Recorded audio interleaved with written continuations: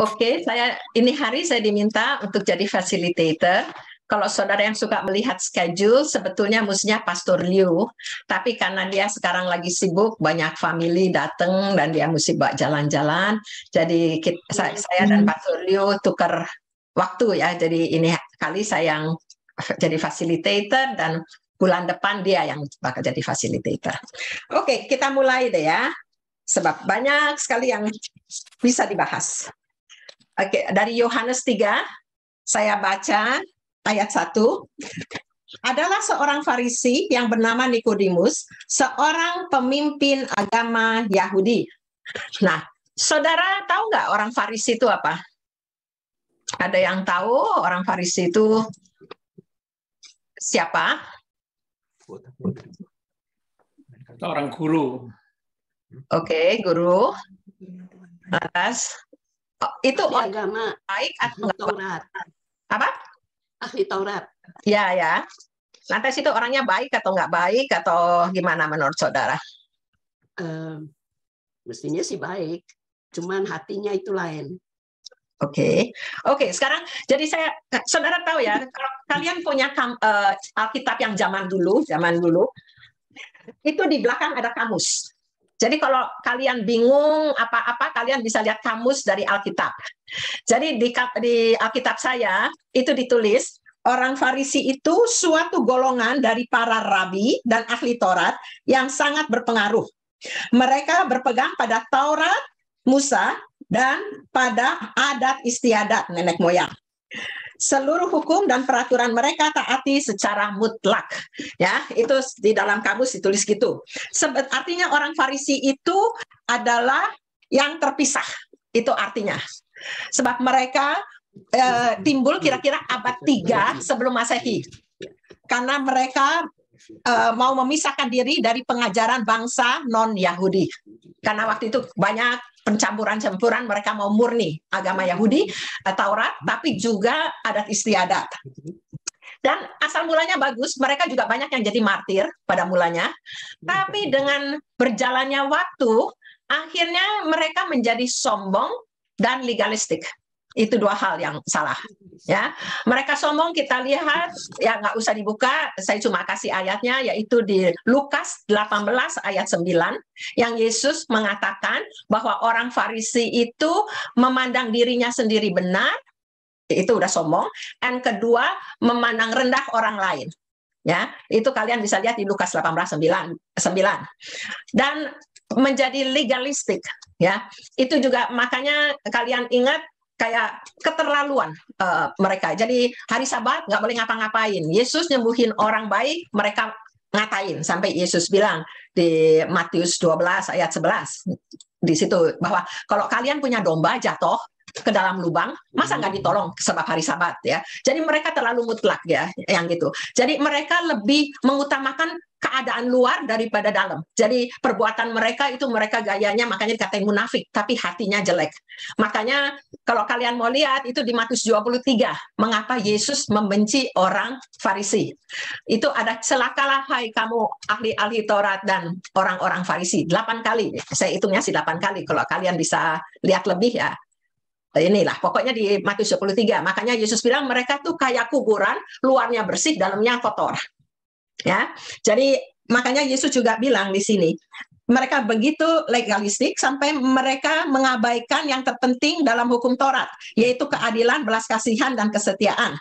Dan juga mereka makanya yang ribut perkara murid Yesus nggak cuci tangan sebelum makan. Pokoknya mereka ributin yang gitu-gituan semua. Padahal yang Yesus bilang yang terpenting padahal dalam kitab Taurat itu, yaitu tadi keadilan, kesetiaan, dan belas kasihan.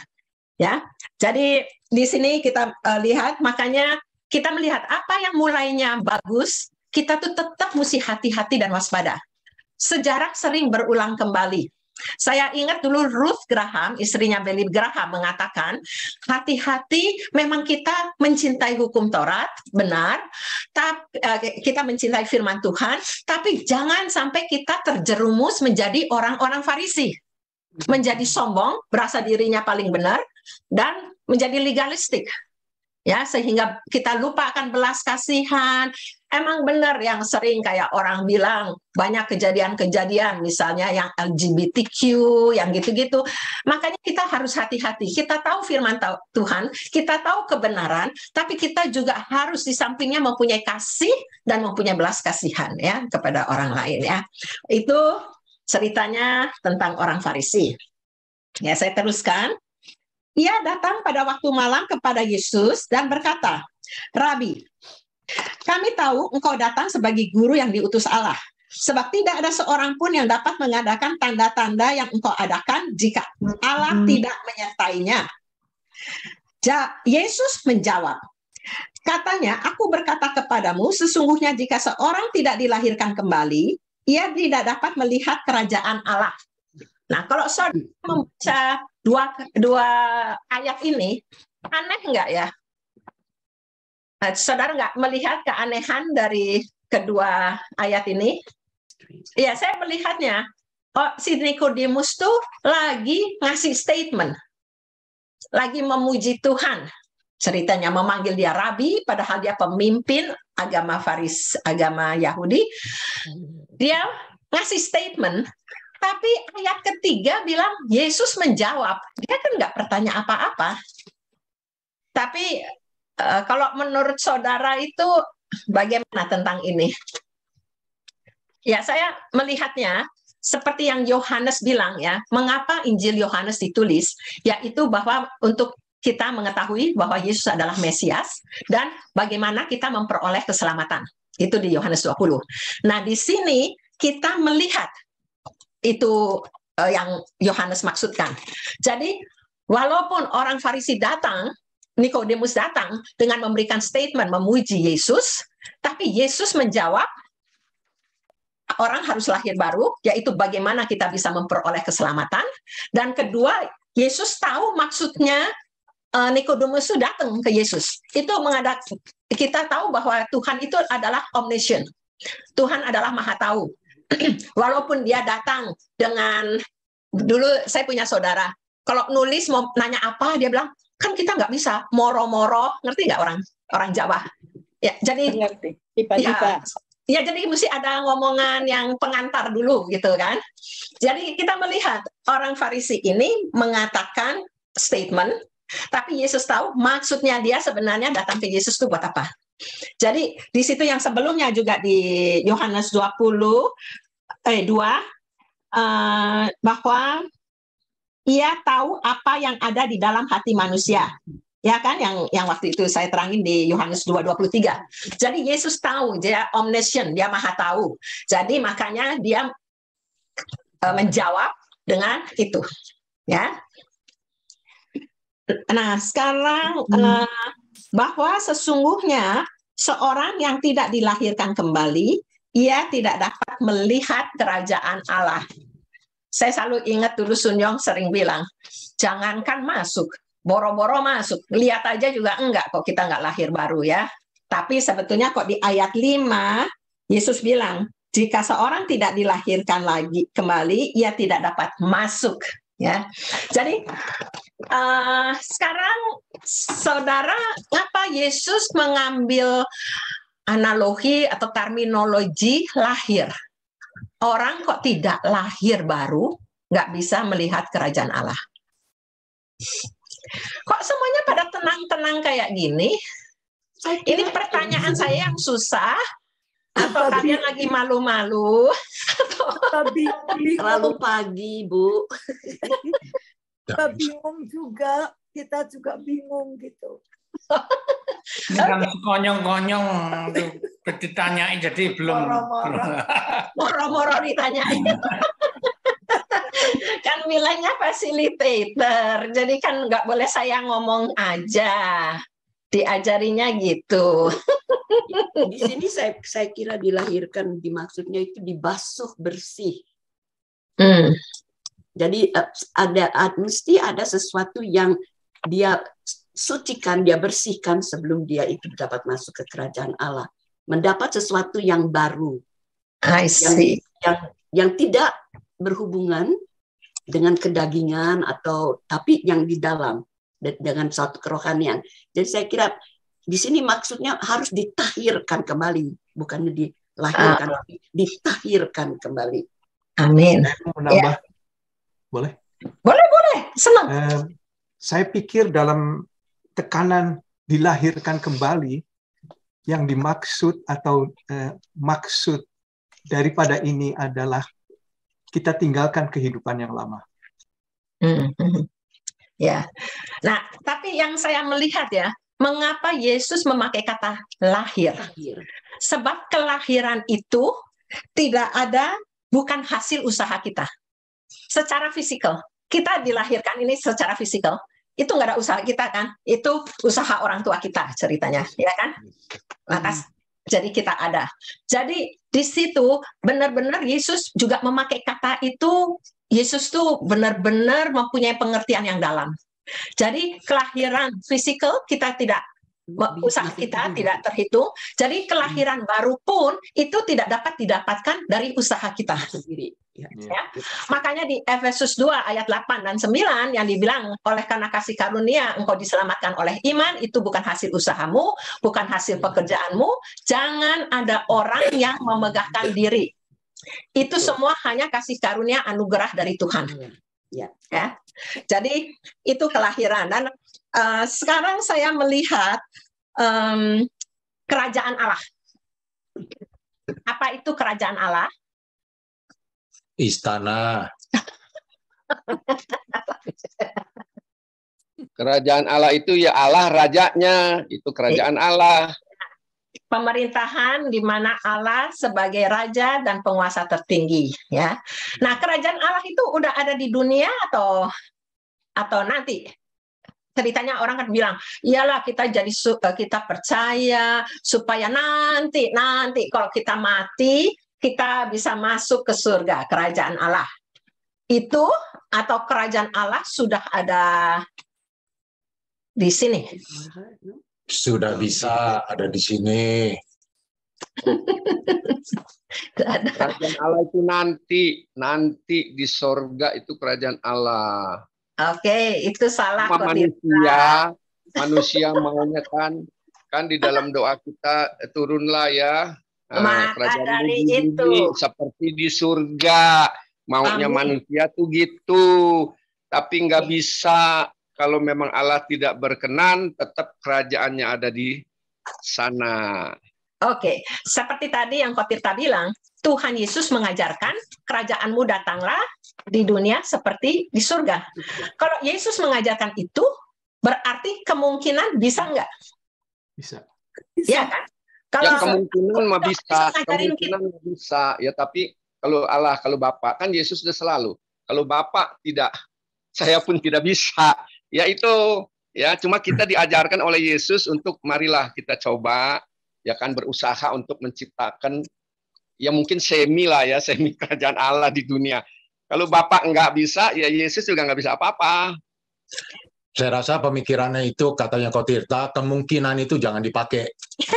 Itu mengganggu kita punya kerajaan surga, iman kita, jadi kita selalu lihat, oh separuh, semi, jangan. Ya. Bisa. Sekarang saya bacakan ya, dari Matius 12 ayat 28. Saya bacakan, kalau saudara, kalau nggak catat aja ya. Matius 12 ayat. Tetapi, ini Yesus mengatakan, jika aku mengusir setan dengan kuasa roh Allah, maka sesungguhnya kerajaan Allah sudah datang kepadamu. Jadi ini Yesus loh yang mengatakan ya. Sekarang kita buka di Lukas 17 ayat 21b. Ya.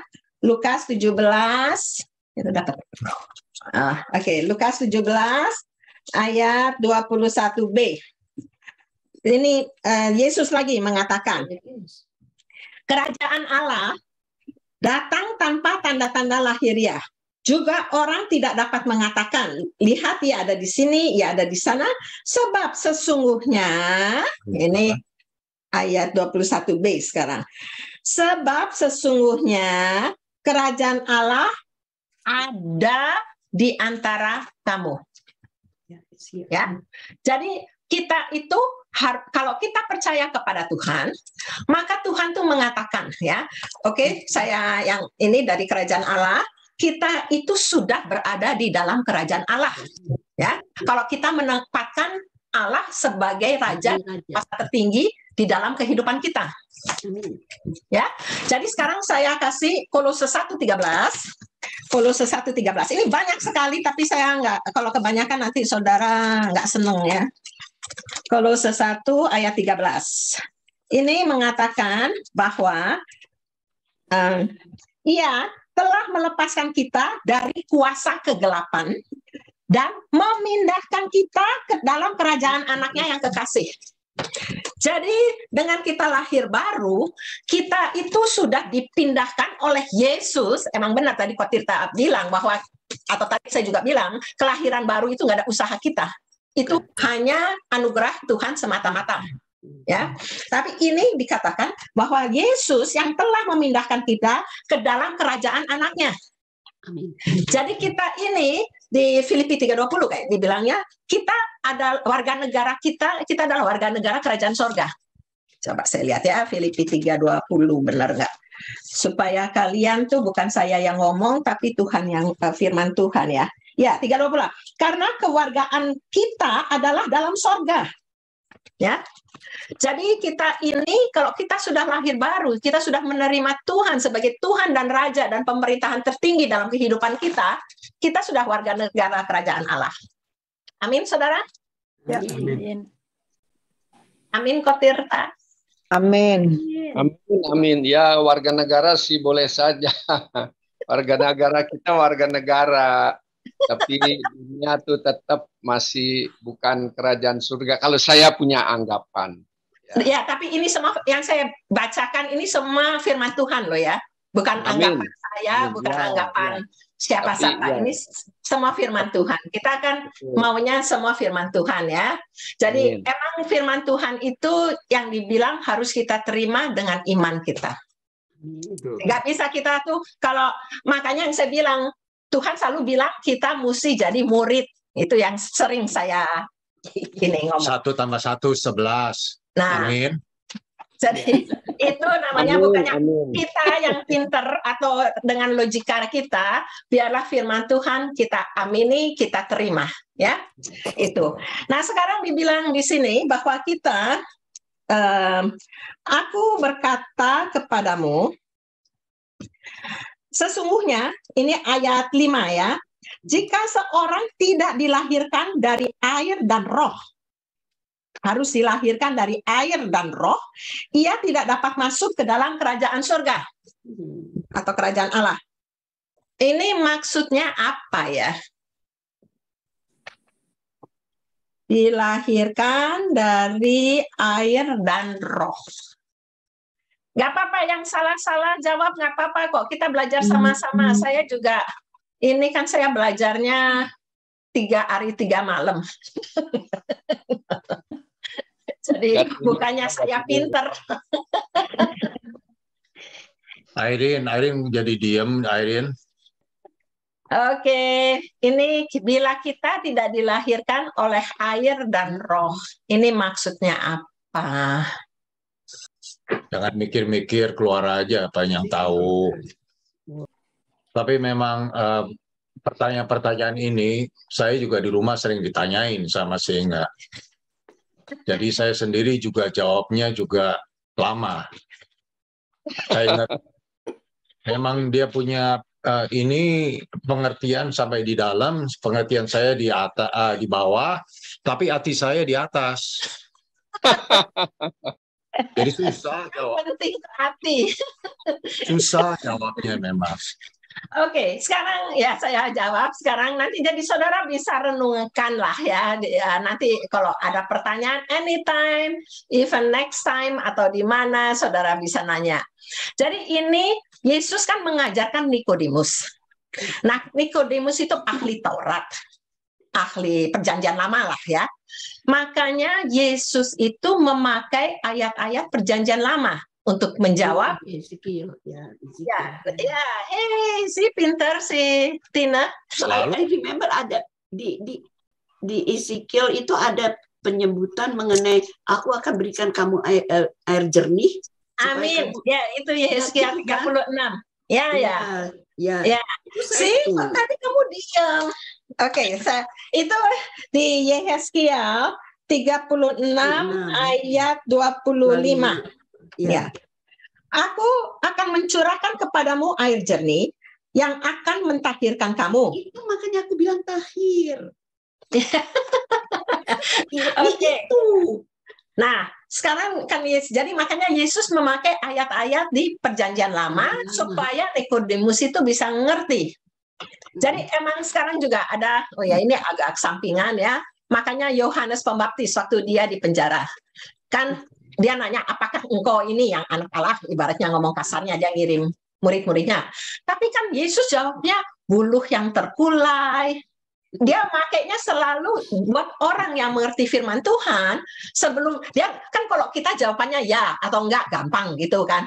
Tapi kalau Yesus menjawab banyak dengan firman Tuhan yang Perjanjian Lama, supaya orang yang mengerti akan Perjanjian Lama itu lebih teguh. Nggak berat cuma dijawab ya, enggak gitu ya.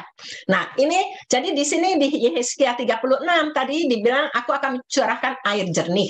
Jadi dengan air, tapi dengan roh itu di sampingnya di Yehezkiel 37 ayat 14. Itu dikatakan aku akan memberikan rohku ke dalammu sehingga kamu hidup kembali.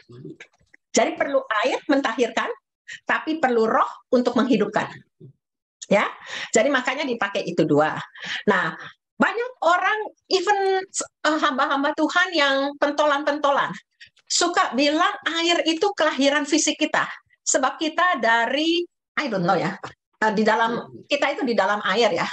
Makanya kalau mau dilahirkan kan airnya pecah atau apa orang bilang. Tapi saya sama sekali tidak setuju dengan itu.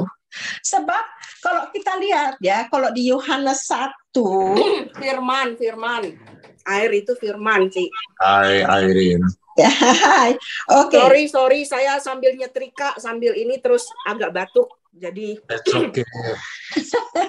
Nggak apa-apa, kamu batuk situ kita nggak bakal ketularan. Oke, yang ini ya di Injil Yohanes dikatakan kan, tetapi semua orang yang menerimanya diberinya kuasa menjadi anak-anak Allah supaya mereka yang percaya dalam namanya. Orang-orang yang diperanakan bukan dari darah atau dari daging, bukan pula secara jasmani oleh keinginan seorang laki-laki. Jadi saya nggak percaya bahwa yang dimaksud dengan air itu kayak kelahiran fisik kita. Atau di sini juga dikatakanlah yang dilahirkan dari daging adalah daging dan yang dilahirkan dari roh adalah roh. Itu kan ayat sesudahnya ya.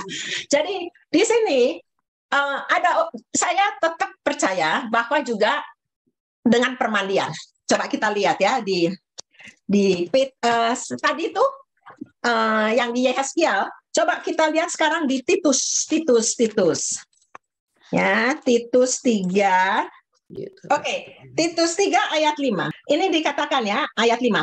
Pada waktu itu dia telah menyelamatkan kita. Bukan karena perbuatan baik yang telah kita lakukan, tetapi karena rahmat-Nya oleh permandian kelahiran kembali dan oleh pembaharuan yang dikerjakan oleh Roh Kudus. Betul. Jadi dua, di sini saya lihat permandian kelahiran kembali dan oleh pembaharuan Roh Kudus ya.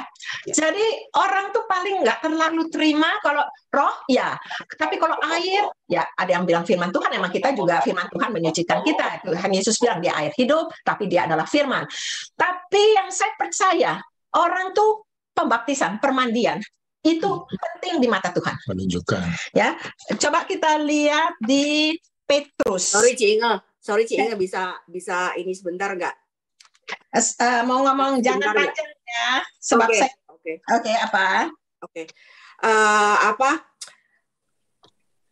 mungkin Kosoni tahu apa enggak, saya nggak tahu, tapi permandian atau baptisan itu di mata orang Yahudi itu sebetulnya itu sesuatu yang nggak baru.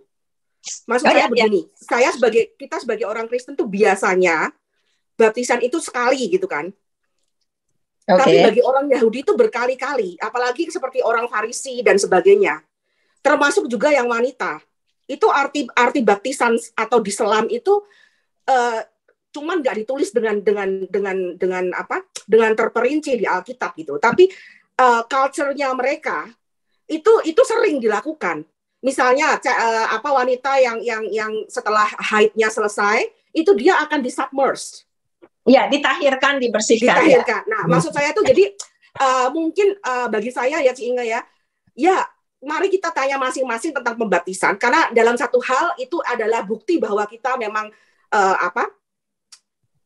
kita percaya ya kan. Jadi kalau dilihat dari angle yang dari situ itu penting gitu. Tapi seperti Ci Inge berkali-kali bilang juga, apakah harus? Ya enggak supaya selamat, enggak juga seperti kriminal yang di sebelah kanannya Tuhan Yesus gitu. Jadi tergantung angle-nya di mana. Nah tadi I try to be very fast. Saya tahu kayaknya maksudnya Om Tirta tuh kalau kerajaan Tuhan itu maksudnya adalah yang sudah tidak ada dosa, sempurna. Yang Tuhan benar-benar sudah mutlak menjadi raja. Ya belum gitu. Mungkin maksudnya Om Tirta pemikirannya seperti itu, makanya dia bilang semi gitu loh. Tapi kalau maksudnya Ci Inge kan bahwa kalau kita sudah percaya dan semestinya kita refleksikan hidup kita dengan itu, nah itu memang sudah. Oke. Sekarang saya bagi saya lahir baru atau menjadi orang yang Tuhan mau itu proses, itu enggak mendadak. Mau dibaptis di Yordan 7 kali kayak Naaman pun ya kan, belum tentu dia lahir baru dalam tanda kutip karena kita work in progress gitu loh. Untuk menjadi a person of Christ atau berbuah buah roh itu progress gitu loh. Itu enggak kayak mukjizat yang langsung dapat. Oke. Sekarang saya cuma jawab sebentar sekali. Kamu bilang tentang itu. Tapi makanya kalau di 2 Korintus 5:17 dikatakan kita sudah jadi manusia baru. New creation. Nah, makanya kita tahu bahwa kita itu terdiri dari roh, jiwa, dan tubuh. Jadi kamu tuh nggak dengerin khotbah saya. Makanya roh itu instant. Kita udah manusia baru, roh. Tapi jiwa kita itu di dalam Filipi 2:12 dikatakanlah kerjakanlah keselamatanmu. Makanya kita harus diperbaharui. Itu proses. Tapi makanya sekarang, saya teruskan ya yang ini ya. Jadi memang kita itu mesti tahu antara iman firman Tuhan, kita mengerti, kita merenungkan, tapi kita nggak bisa cuma ngambil kayak. Makanya ada lagi yang ngomong, kita itu bisa bagus di firman Tuhan itu dengan merenungkan. Nah, merenungkan itu apa? Otak kita itu ada otak kiri, ada otak kanan. Ya, jadi yang tempat kita tuh bisa bertemu dengan Tuhan itu otak kanan. Kok otak kiri kita itu kepintaran kita. Jadi kita itu banyak dengan analisa apa-apa, itu otak kiri kita. Matematika apa-apa. Tapi otak kanan kita itu imajinasi, kita intuition. Makanya Tuhan itu dari dulu udah tahu kita tuh bisa bertemu mengerti firman Tuhan itu harus memakai otak kanan kita, imajinasi kita. Makanya dari permulaan waktu Tuhan ngomong ke Abraham, nanti keturunanmu banyak, cukup kan banyak sekali, tapi seperti pasir di tepi lautan, seperti bintang di langit. Jadi Tuhan itu mau kata-kata Tuhan itu dibayangkan. Jangan cuma dianalisa kayak kita. Makanya orang yang pintar-pintar pada keblinger. Makanya orang Farisi banyak yang jadi bingung. Tapi biarlah kita dengan otak kanan kita imajinasi semua kata-kata Tuhan, kita rubah jadi gambaran dengan imajinasi kita. Itu kita jadi lebih bisa bertemu dan merenungkan firman Tuhan. Itu sebentar, satu contoh ya Irene, saya cuma bisa bilang, kalau kita pada mulai, saya waktu pertama ketemu Ci Inge, I don't think we are using our brain. Itu semua intuition kita. Are we in love with her or him? Itu salah satu contoh paling gampang. Nggak lagi dihitung, untung apa, rugi apa. Si ini kaya, si ini kurang cantik, si ini kurang ganteng. Enggak, saya terkadang ya kan, saya bukan maksud otak kiri, otak kanan. Saya ngerti maksudnya Ci Inge, tapi saya juga nggak terlalu memandang Alkitab tuh nggak terlalu sebagai sesuatu yang karena dari dulu kalau kita tarik garis perjanjian lama ya kan, sampai ke perjanjian baru, pengertian kita tentang Tuhan pun itu progresif. Iya. Pernah dengar Shane Gillard atau Rebel? Saya jarang dengar guru-guru. Saya guru saya itu karena menarik banget gitu. Jadi Tuhan sebetulnya kalau bisa disimpulkan itu pro life pokoknya, pro mercy daripada segala sacrifice, daripada segala peraturan-peraturan yang Ci Inge tadi bilang legalisme atau kalau saya nyebutnya roh agamawi. Ya sama. Ya. Nah, jadi maksud saya adalah kalau kembali tadi yang diomongin sama Ci Inge sama Om Tirta adalah bagi saya yang terpenting ya, selama kita mau, kita punya hati yang mau, mari kita koreksi dulu atau kita lihat dulu, paling nggak kita punya hati yang mau nggak? Ya. Nah nanti Tuhan yang persoalan ini ya kalau sebentar kita ya. nggak punya hati yang mau, kita ngaku minta gitu loh. Tapi karena gini kok Steve, orang tuh beda-beda kan. Oke. Nanti jadi bagi saya, selama kita itu nanti Tuhan yang bisa melihat hati yang akan bekerja. Ya, tapi masalahnya adalah banyak orang Kristen yang sebetulnya kalau mau jujur, sebetulnya punya keinginan itu aja juga enggak sebetulnya ya. Saya dulu ada loh. Oke. Makanya kita dulu malahan blindly. Oh, saya sudah manusia baru, saya sudah lahir baru karena saya sudah percaya dan dibaptis dan sebagainya. Nah, di situ malah saya dibukakan, ya itu dia yang Ci Inge bilang, di jiwa itu belum gitu loh, itu progresif gitu. Nah, makanya saya bilang, sekarang tergantung pengertian masing-masing dan jadinya malahan nanti teori. Makanya saya bilang, kalau simple mah hati kita. Yang penting hati kita mau, ya kerajaan Tuhan itu nanti akan datang gitu. Karena semuanya akan diuji kan. Airin. Ya, semuanya akan diuji. Kita ngomong yang sama. Kita baru tahu, Airin. belum. Oh, ternyata mungkin yang ini sudah gitu. Kamu dengar saya enggak sih? Iya, Airin. Oke. Sebetulnya semuanya sama, tapi kamu itu bikin samping-samping. Tapi karena kita sekarang lagi firman Tuhan, kita membicarakan firman Tuhan. Jangan kita itu terlalu side track, bikin orang tambah bingung nanti semuanya. Sudah strong di situ, ya. Tapi sebab waktu juga udah jam 12 sekarang. Ini ngomongan saya masih belum kelar, masih ngomong terus tentang emang hati itu yang paling penting. Itu ini Tuhan kita juga semua proses juga, tapi yang sudah sampai ada yang belum, ada yang mulai. Belum ada yang sampai, tapi kita sekarang memperdalam kita itu jangan dengan otak kita, pikiran kita, ngomongan orang ini, ngomongan orang itu, kita firman Tuhan dan kita mendalami itu aja ya. Sampai situ aja deh dulu ya. Jadi sekarang saya bilang di 1 Petrus 3:21 dikatakan di sini firman Tuhan loh ya. Juga kamu sekarang diselamatkan oleh kiasannya, yaitu baptisan. Ya. Jadi di sini kita melihat bahwa Tuhan itu melihat baptisan itu sangat penting. Sampai Yesus sendiri mau dibaptis.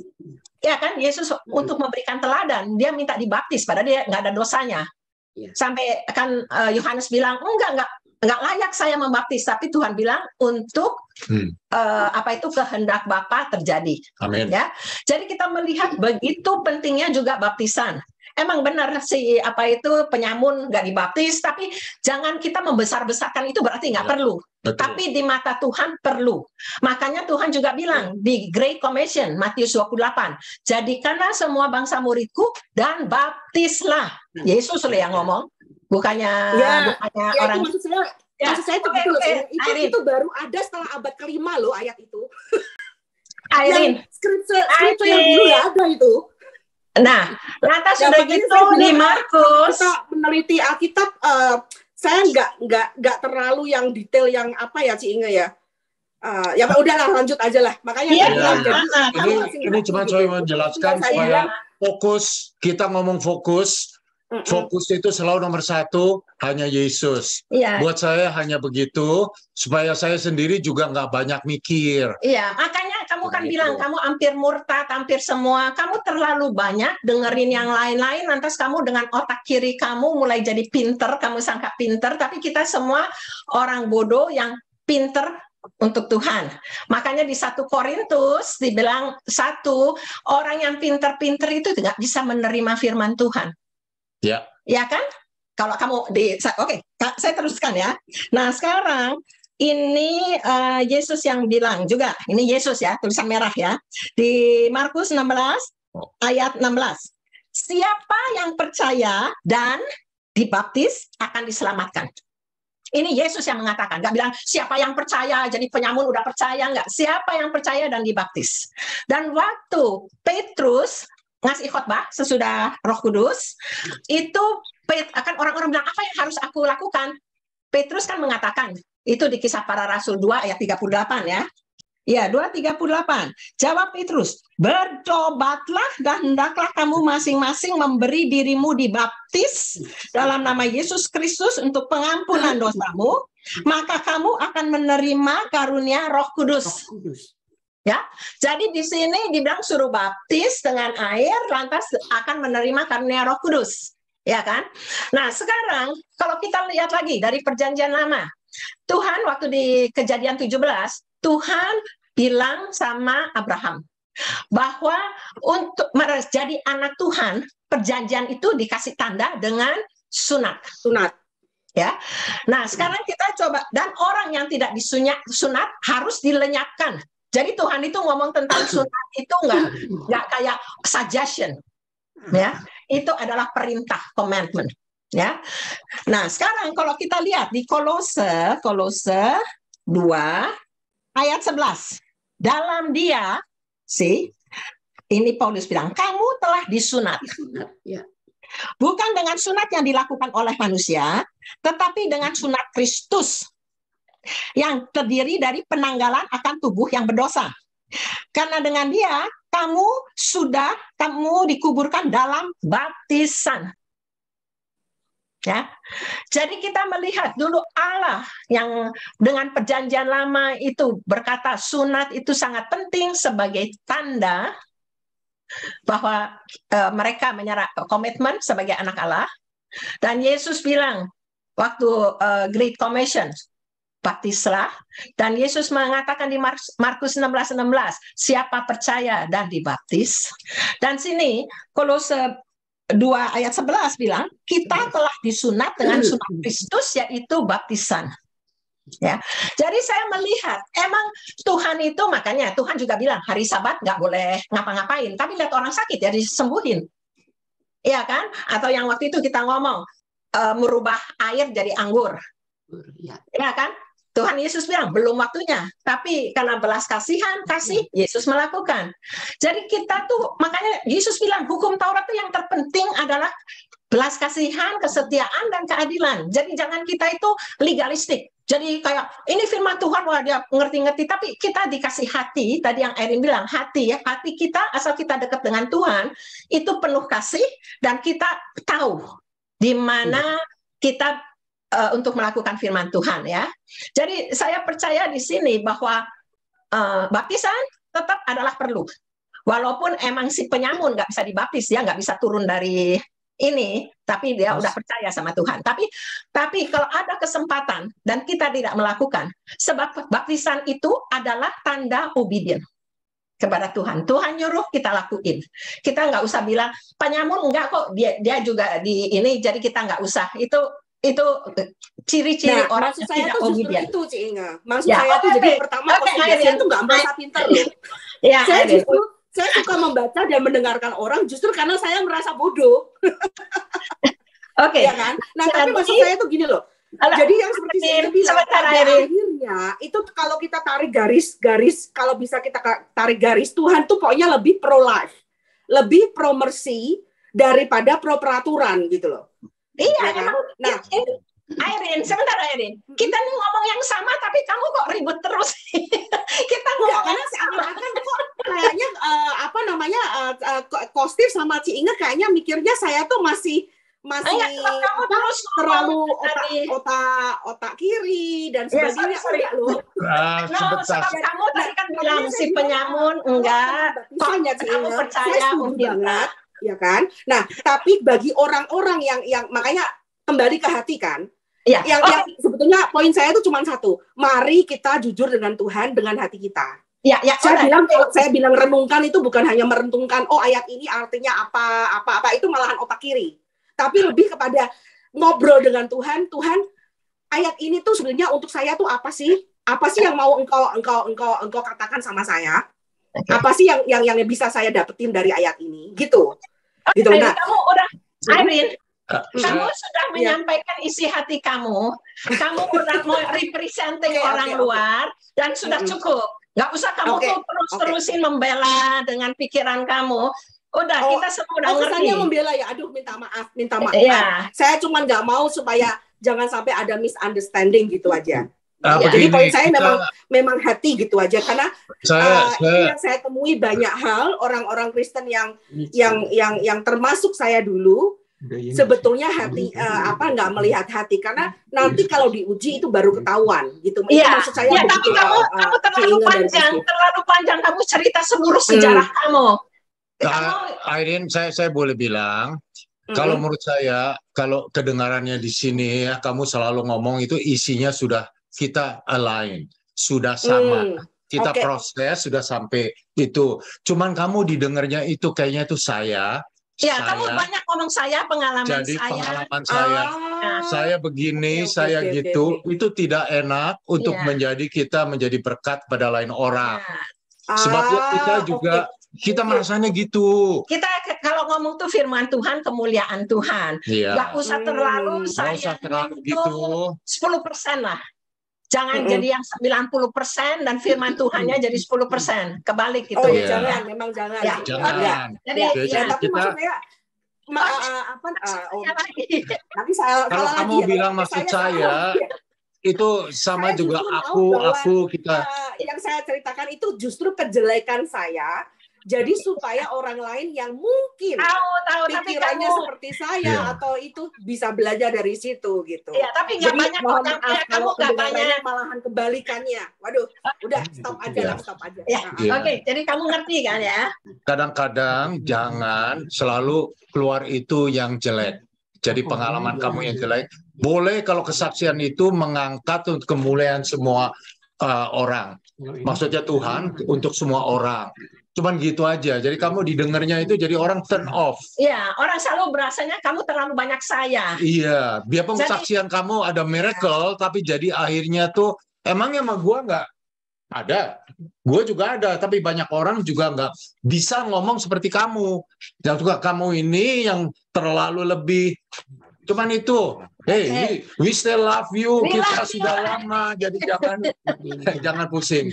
Oke, sekarang udah saya tinggal satu kalimat deh ya, sebabnya udah kebanyakan side track. Oke, ini Yesus juga mengatakan di Para Rasul 1 ayat 5.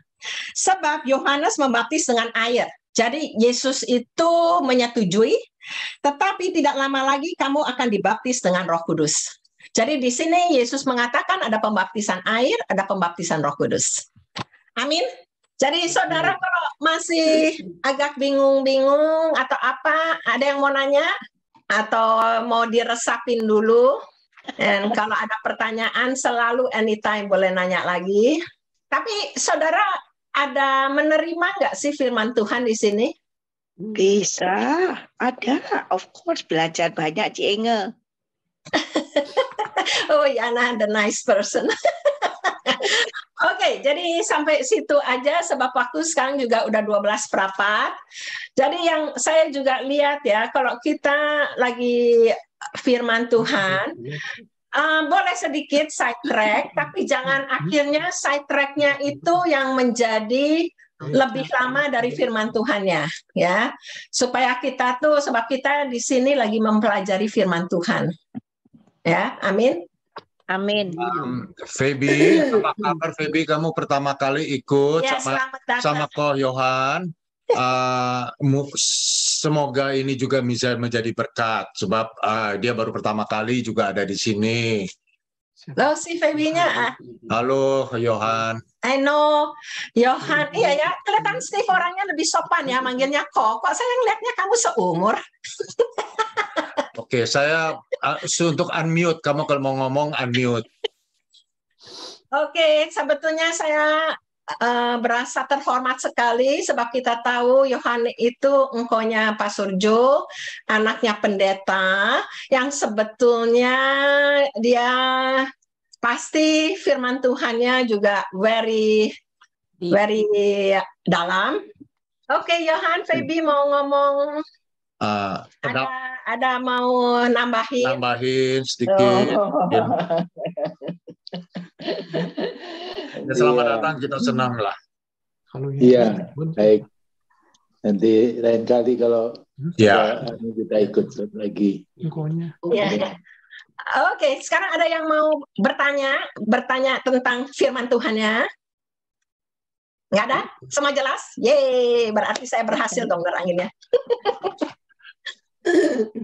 Oke. Kalau gitu ya kalau gitu kita pengumuman untuk Desember tanggal 3 itu lansia yang terakhir ya. Itu untuk tahun 22, Steve. 22 di gereja. Itu karena Christmas hari Sabtu. Tanggal 9 itu terakhir Zoom, dan tanggal 3 terakhir onsite. Oke, thanks. Sekarang kita tutup and next diteruskan dengan exercise. Oke, Lisian atau Anwar bisa tutup dalam doa. Tuhan Yesus, terima kasih Tuhan. Kalau kami sudah Tuhan membicarakan firman-Mu ini Tuhan. Tuhan, biarlah Tuhan pikiran kami Tuhan tidak hanya diisi oleh pengetahuan akan Engkau, pengetahuan akan firman-Mu Tuhan, tidak Tuhan. Tetapi sepenuhnya Tuhan, pikiran hati kami, kehendak kami Tuhan, Engkau penuhi Tuhan dengan pengetahuan akan firman-Mu dan belajar kami untuk bisa menjalaninya Tuhan. Sehingga kami tidak menjadi seperti Nikodemus itu Tuhan, yang hanya pengetahuan-pengetahuan banyak akan firman-Mu. Mereka bisa hafal sampai ke dot-dot, sampai ke titik-titik, koma yang perlu mereka Tuhan hafal Tuhan. Mereka bisa menghafalnya semua. Tetapi dalam prakteknya mereka tidak bisa menjalani. Tuhan, kami tidak mau Tuhan. Kami tidak mau seperti Tuhan, orang-orang yang hanya mengenal luarnya saja Tuhan. Tetapi Tuhan dalam hatinya tidak mengenal Engkau. Bapa, biarlah Tuhan, kami bersyukur, kami sudah mendengarkan firman-Mu lewat Steve dan lewat Inga Tuhan. Engkau memberkati hamba-Mu ini Tuhan. Engkau memberkati lebih dan lebih lagi Tuhan. Sehingga melalui kehidupan beliau, nama Tuhan semakin dipermuliakan. Banyak orang-orang datang kepada Engkau karena pelayanan beliau Tuhan. Tuhan, biarlah Tuhan firman-Mu ini tanamkan di dalam hati kami. Sehingga Tuhan, kami benar-benar dilahirkan kembali. Tuhan, dari kehidupan-kehidupan kami yang lama, dari kehidupan kami yang tidak berkenan di hadapan-Mu Tuhan. Dengan baptisan air itu sebagai tanda Tuhan, kalau kami ini menerima Engkau, Engkau menerima kami sebagai anak-anak-Mu yang sebenarnya tidak layak Tuhan. Tetapi karena Engkau mengasihi kami Tuhan, Engkau menerima kami. Dan itu tandanya Tuhan. Engkau Tuhan mengasihi kami Tuhan. Dan biarlah Tuhan senantiasa hidup kami selanjutnya. Dari hari ini sampai seterusnya Tuhan. Engkau terus Tuhan memenuhi hati kami dengan kuasa Roh Kudus-Mu Tuhan. Itu yang memampukan kami, itu yang memulihkan kami, itu yang memperbaharui kami dari hari ke hari Tuhan. Untuk membawa kami lebih berkenan kepada Tuhan. Lebih menyenangkan hati-Mu Tuhan. Terima kasih Bapa, kami sudah berkumpul ini Tuhan. Biarlah Tuhan, Engkau tolong kami supaya kami tetap bersemangat. Kami tetap Tuhan mempunyai kesetiaan Tuhan di dalam kami mengiring dan melayani Engkau Tuhan. Sampai waktu-waktu yang sudah ditentukan untuk kami bertemu kembali.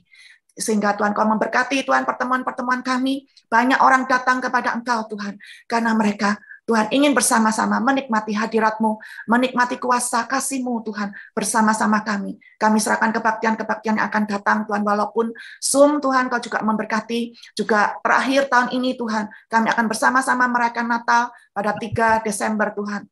Tuhan Kau urapi setiap kami yang melayani Tuhan. Urapi dengan kuat kuasa-Mu Tuhan.